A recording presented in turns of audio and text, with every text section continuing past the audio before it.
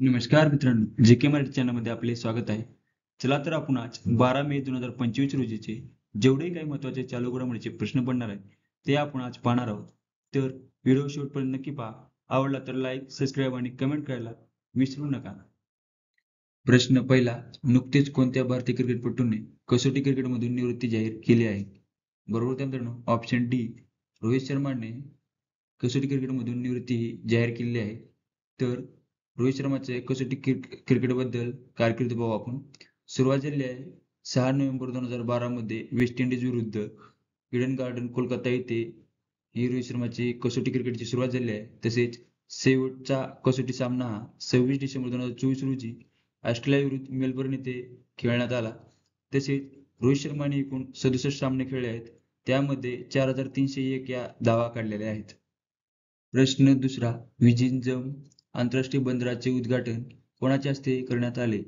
बरोबर तर मित्रांनो, ऑप्शन सी, नरेंद्र मोदी यांच्या हस्ते विझिंजम आंतरराष्ट्रीय बंदराचे उद्घाटन हे करण्यात आले. तसेच विझिंजम इंटरनॅशनल स्पोर्ट हे तिरुवनंतपुरम केरळ या ठिकाणी आहे. 2 मे 2025 रोजी उद्घाटन करण्यात आले.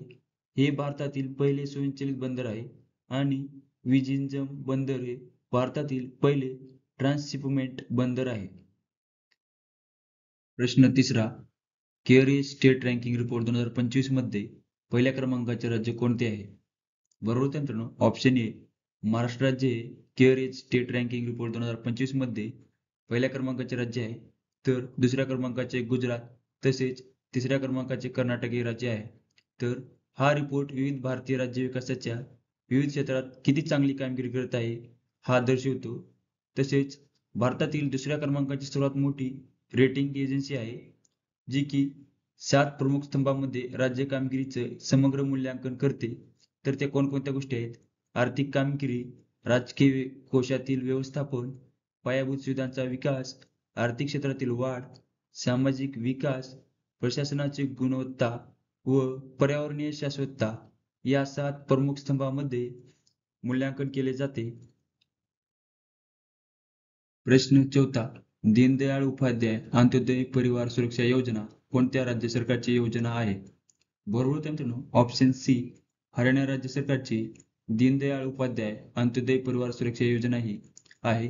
ही योजना यामध्ये 6 ते 60 वर्षापर्यंतच्या व्यक्तीच्या अपघात किंवा अकाली मृत्यू झाल्यास आर्थिक मदत देण्यासाठी ही योजना आहे. प्रश्न पाचवा, आशियाई विकास बँकेची 58वी वार्षिक बैठक कोठे पार पडली आहे? बरोबर तर मित्रांनो, ऑप्शन बी, इटली या ठिकाणी आशियाई विकास बँकेची 58वी वार्षिक बैठक ही पार पडली आहे. या बैठकीमध्ये केंद्रीय वित्तमंत्री निर्मला सीतारामन यांनी प्रतिनिधित्व केलं आहे. तसेच उद्घाटन 5 मे 2025 रोजी ADB म्हणजेच आशियन डेव्हलपमेंट बँकचे अध्यक्ष मसातो कांडा यांनी केलं आहे. तसेच विषय आहे अनुभव सामायिक करणे, कल का निर्माण, हे 2 मुख्य विषय आहेत. तसेच आशियन डेव्हलपमेंट बँक बद्दल माहिती पाहू. आशियाई विकास बँक मुख्यालय आहे मांडलियोग, फिलिपिन्स या ठिकाणी स्थापना झाली आहे 19 डिसेंबर 1966 मध्ये. सदस्य देश आहे 69 देश हे सदस्य देश आहेत. तसेच अध्यक्ष आहेत मसातो कांडा हे एशियन डेव्हलपमेंट बँकेचे अध्यक्ष आहेत.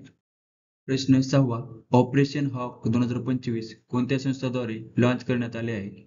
बरोबर तर मित्रांनो, ऑप्शन ए, CBI द्वारे ऑपरेशन हॉक 2025 हे लॉन्च करण्यात आले.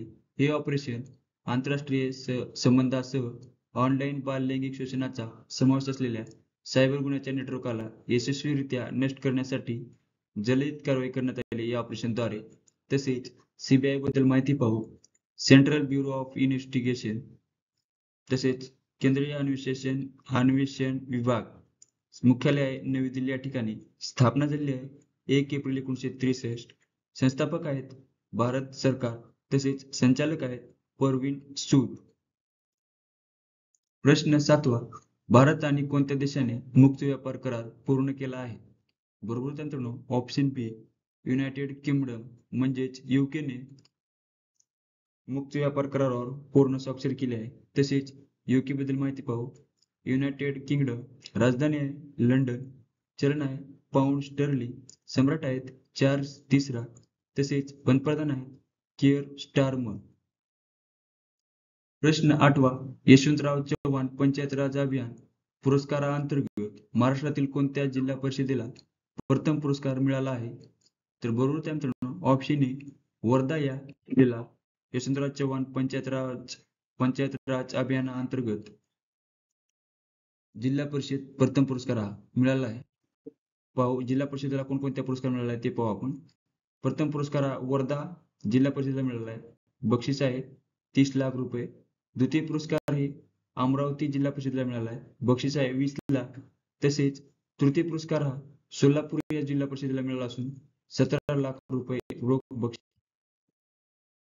प्रश्न 9वा, बॅडमिंटन सुधीरमन कप 2025 चे विजेते पदक कोणत्या देशाने पटकावले आहे? बरोबर त्या चीन या देशाने बॅडमिंटन सुधीरमन कप 2025 चे विजेतेपद पटकावले आहे. तर उपविजेता देश आहे दक्षिण कोरिया. ही आवृत्ती 19वी आवृत्ती होती. तसेच ही स्पर्धा 27 एप्रिल ते 4 मे 2025 दरम्यान चीनमधील जे या ठिकाणी आयोजित करण्यात आली होती. तसेच बॅडमिंटन सुधीरमन कप 2025 चे आयोजन चीनमध्ये करण्यात आले होते. ही स्पर्धा ही 1989 पासून सुरू करण्यात आलेली आहे.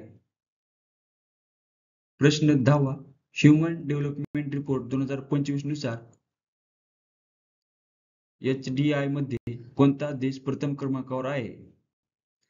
तर बरोबर त्या ऑप्शन ए आइसलँड हा देश ह्युमन डेव्हलपमेंट रिपोर्ट 2025 नुसार HDI मध्ये प्रथम क्रमांकावर आहे. तर आपला प्यारा भारत देश हा स्थानावर आहे. म्हणजेच 193 देशाच्या यादीत आपला प्यारा भारत देश हा 130व्या स्थानावर आहे.